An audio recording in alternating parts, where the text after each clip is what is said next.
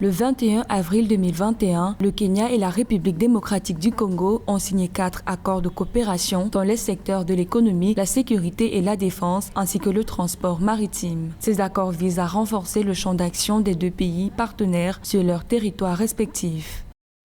C'est une première dans le cadre du renforcement de la coopération sud-sud. Le Kenya et la RDC ont deux modèles de développement tout à fait différents.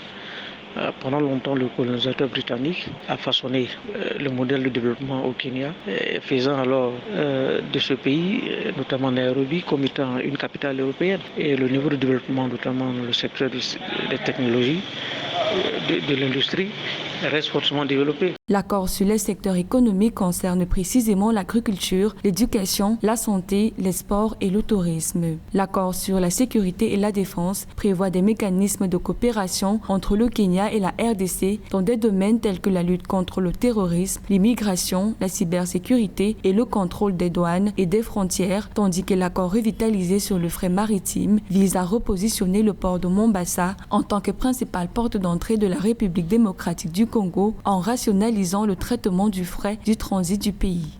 La RDC pourra bénéficier énormément de l'expertise kenyane dans le cadre du transfert de technologies et également dans le cadre de la transformation de l'énergie minière. Donc un tel accord qui rentre dans la coopération de ces deux États ne peut que booster la croissance économique en Afrique, d'autant plus que ces deux pays constituent des points focaux de développement régionaux.